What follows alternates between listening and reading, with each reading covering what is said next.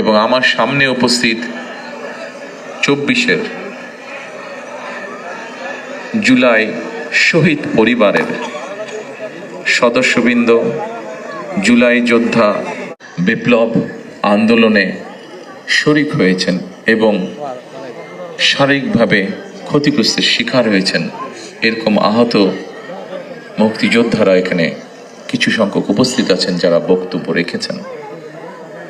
আমি যখন ওখানে বসে ছিলাম, আমি দেখতে পাচ্ছিলাম বহু মানুষ এখানে আপনারা উপস্থিত আছেন,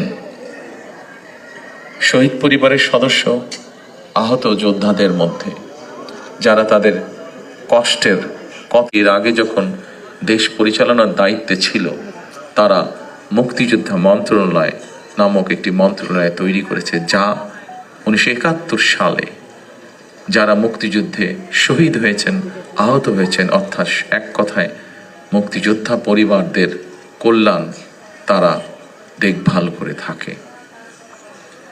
আমরা সিদ্ধান্ত নিয়েছি যে ইনশাল্লাহ বাংলাদেশের মানুষের সমর্থনে বাংলাদেশ জাতীয়তাবাদী দল আগামী দিনে সরকার গঠনে সক্ষম হলে এই শহীদ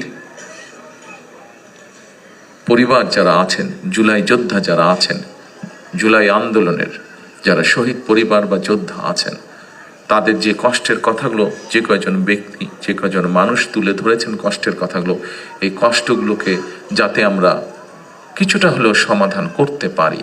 যাকে আমরা হারিয়ে ফেলেছি তাকে তো আমরা ফিরিয়ে আনতে পারবো না, কিন্তু যারা পেছনে রয়ে গিয়েছেন সেই পরিবারের সদস্যদের বিভিন্ন সুবিধা অসুবিধাগুলো যাতে দেখভাল করতে পারি এই মুক্তিযোদ্ধা মন্ত্রণালয়, কারণ তারাও একজন মুক্তিযোদ্ধা, তারাও আপনারা মুক্তিযোদ্ধা হিসাবে আপনারা গণ্য।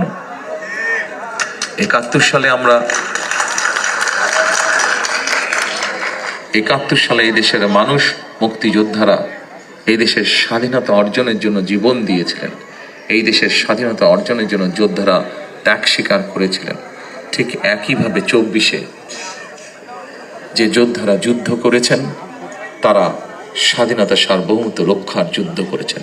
স্বাধীনতা সার্বভৌমত্ব অর্জিত হয়েছিল 71 সালে, তাকেই আবার রক্ষা করা হয়েছে 2024 সালে। সেজন্যই মুক্তিযোদ্ধা মন্ত্রণালয়ের মধ্যে আমরা আরেকটি ডিপার্টমেন্ট তৈরি করব, যাদের দায়িত্ব হবে এই মানুষগুলোর দেখভাল করা।